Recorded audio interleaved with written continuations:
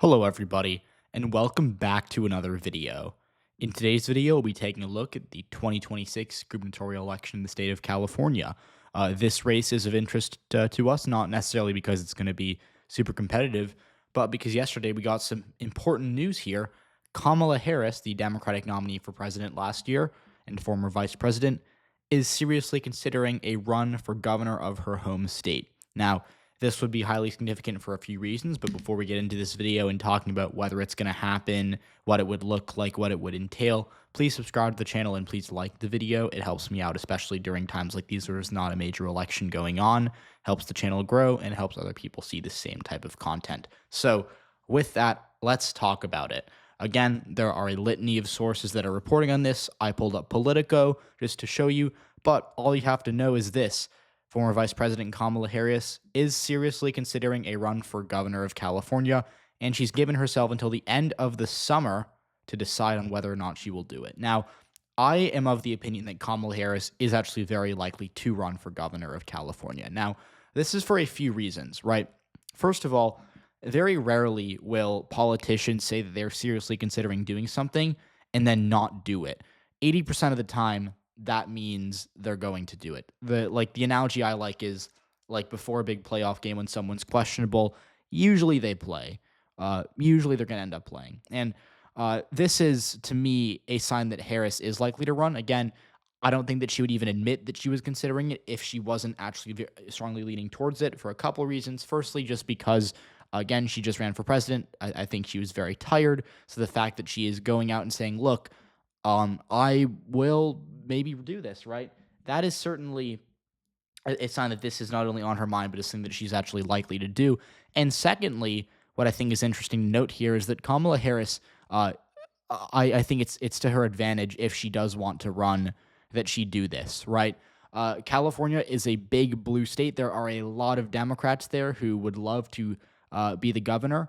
Again, being the governor of California puts you kind of in a very important position. You're the governor of the most, of the largest Democratic state in the country, the largest state in the country in general. It's a hard job, but it's a very important one for a state as important as California. And there are plenty of Democrats who would love to run to be the nominee because again, whoever the Democratic nominee is extremely likely, close to 100%, going to be the governor of California. It's a blue state, and so what does that mean? At the end of the day, um, you know, Kamala Harris has the most name recognition. She is probably one of the most popular Democrats within the party base right now. And if she announces soon or, before July or August, I would say, yeah, most other Democrats probably would, leave her to it and the field would be cleared for her because, again, running for a statewide office in California as a Democrat, the hardest part isn't the general election. The hardest part is winning that primary. And so that is what really matters here for Kamala Harris. Now, the final reason I think Harris is actually likely to run on top of how she's acted is just the state of her career. She's not too old. She's, I think, around 60, or she turned 60 last year. She was born in 1964. And so, 60 is old, but for politicians, I mean, compared to Trump and Biden, she's a spring chicken. So she has, I would say, based on the trend over the course of the past 5 to 10 years, she still has many more years of service left, potentially left ahead for her. And that to me, like the best way to get back into where she wants to be, which I think is president of the United States, is to win something, right? She lost the 2020 Democratic primaries, and she lost the 2024 presidential election. Now, were both those events necessarily all her fault? I don't think so. I think that I don't think she ran a great 2020 campaign, but I thought her 2024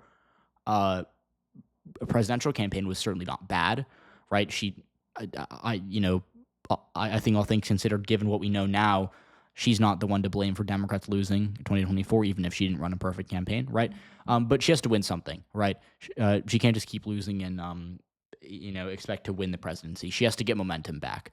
And what better way to do that than to be governor of a blue state and, serve a very important position, potentially, should she win should she be governor come 2027, she'll be a big opponent to Trump. She'll be a vocal critic of his, which could set her up to run, against whoever the Republican nominee is in 2028. So that I think, is pretty clear there are a lot of advantages to her doing this. So, again, I'm not a betting man, and there's probably some insider information that other people know that I'm not, aware of.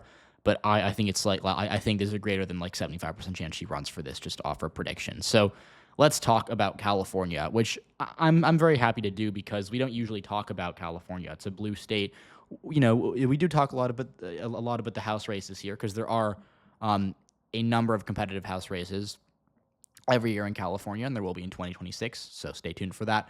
But generally speaking, statewide, we don't talk about California. The last time that I made a video, I think, about California just as a whole was in 2021 during the recall election. So you can go back, well over 3 years ago. You can go back and watch that. But Gavin Newsom has won essentially 3 gubernatorial elections. He won in 2018, as you see here. He won in 2022, and he won the recall in 2021. And so when we look at these maps, we can kind of see Newsom did worse in 2022 by around 5%, right? He won by just under 24 in 2018. Then he won by, around 18.5 in 2022. And these were both underperformances of Biden in 2020 by significant amounts. And then Kamala Harris won by around 24%, or I think 22% to be exact, in the 2024 election. So just take a look at these maps. As you can kind of see, this is Newsom's better map. He won a few more counties in 2020 2018 than he did in 2022. But just to start here, as you can see, Coast, very Democratic. I think arguably the most progressive part of the country, the Bay Area, deep blue for Newsom, right? No surprise there. Go along the coast, it's still blue. Los Angeles, obviously, the biggest Democratic voting county, I think, in the country, or the biggest county in general in the country in terms of voting population, right? Huge numbers there for Newsom. Now, what's interesting is that Newsom in 2018, he did quite well kind of in this southern region below Los Angeles County. He won Orange County very narrowly, as you can see, only by around 3,000 votes. And he was the first statewide Democrat to do that in a very long time in 2018. He also won San Diego pretty decisively. He won Imperial County, which is a county that voted for Trump last year. So Newsom won it by 24 in 2018. Trump won it by around a point in 2024. He did lose Riverside. It was close. He lost Riverside, though, and he won San Bernardino. Now, if we go to 2022 and we take a look at what happened here, we saw, support start to evaporate, right? Newsom did a bit worse in San Diego. He lost Orange County, which is really not a good thing for him, again, because Orange County's been trending left. In 2020, Biden won it by, I think, 9 or 10%. And Newsom did worse here 4 years later. And then he also lost San Bernardino, and he lost Riverside. So what we saw was a pretty clear collapse in support in Southern California. In Los Angeles County, too, by the way. Again, looking at this, we saw the turnout was down across the board, but Newsom still did worse, right? He got 72% in 2018. He got 68% in 2022. And we saw turnout. He only got 1.6 million votes there, way down from his 2.1 million in 2018. So again, just in general, not a good result for him. And this is kind of what I really want to get at for today is that Democrats have a really big problem in California, which is that they are not popular here. Now, that doesn't mean they're going to lose, right? It doesn't mean that they're really at risk. That Republicans, I think, are in a position to flip it, make California red like it was in the 1980s.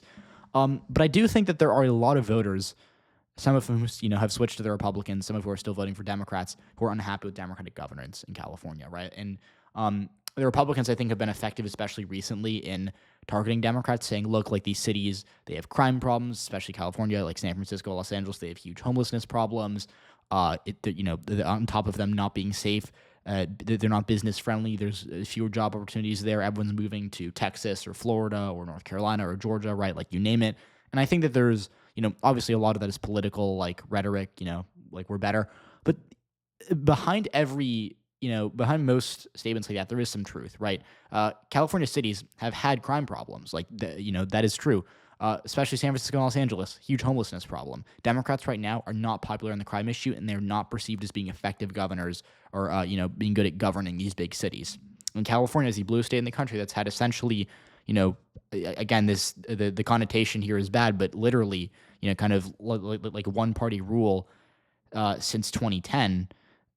That has put Republicans in a position to blame everything on the Democrats, whether justified or not. And that's why I think you saw Newsom do a lot worse in 2022.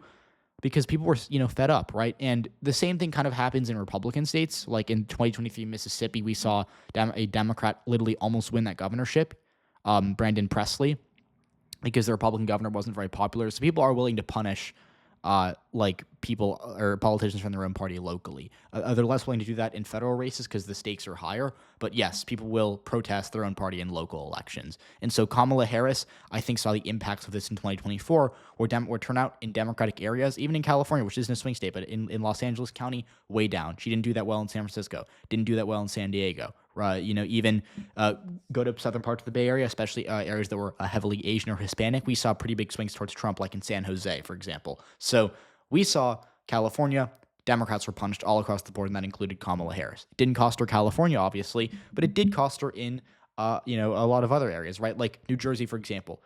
Biden or Harris did 9% worse than Joe Biden, and that was in part because of anemic Democratic turnout in Newark and in the bigger cities. And so Kamala Harris, I think, saw that problem really hurt her. It arguably was one of the bigger factors that cost her the presidency last year, and I think that she wants to play a role in fixing that. So I think Kamala Harris, by the way, if she's elected governor of California, will govern differently from the way Newsom governed, differently from the way that Jerry Brown governed. I think she's going to be a lot, I don't want to say moderate because I think she's still a rather progressive politician, but I think she's going to be, a lot more strict and you put a lot more effort into things like crime, or at least messaging on it, right?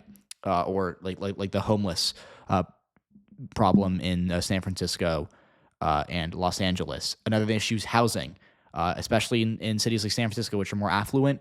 Democrats have been getting hammered for their housing policies, which are not conducive to population growth or continued sustained gains or continued continued economic gains. I don't know why I can't talk. And so Harris, I think, sees herself as being someone who's affected by that negatively in 2024, and I think she wants to fix it. Now, talking about 2022, just to kind of go back to this map for just before we wrap up here, there's a lot of areas for Democrats to improve. Now, this was the worst Democratic performance in California, in recent memory, right? But in a major race, I know, like in the state auditor election, Republicans did better, right? But this is more of a high-profile race.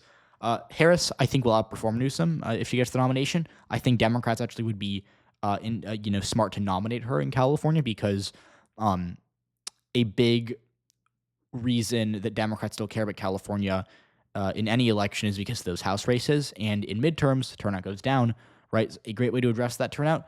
Putting Kamala Harris, who was the leader of the Democratic Party for the latter half of 2024, is one of the most popular politicians within her party or within the Democrats right now. Right, putting her on the ticket for governor, I think, would energize a lot of maybe lower propensity voters who are Democrats, but who wouldn't normally vote in a midterm, and that will help you in swing districts in the Central Valley, in the Los Angeles suburbs, potentially even in the competitive House seats in Orange County, right, which Democrats actually flipped in 2024. They actually did quite well in the California House races in 2024, but there's still work to do for the party. So that is what I think about Kamala Harris. I covered a lot in this video, but just to recap, I think she's going to run. I think it's to her advantage to run. Richard Nixon in 1960, he lost the presidency to John F. Kennedy narrowly. He ran for governor of California. 8 years later, 8 years after he lost to Kennedy, he was elected president. So does Kamala Harris have the same, the same comeback in her? Only time will tell, but I think this is a good first move for her, and I think for Democrats in California, certainly a welcome one, because I think it would give them a bit of a turnout advantage come 2026. So please let me know what you think. If you're a Democrat, especially if you live in California, let me know, do you want Kamala Harris to run? Seems likely at this point, but let me know.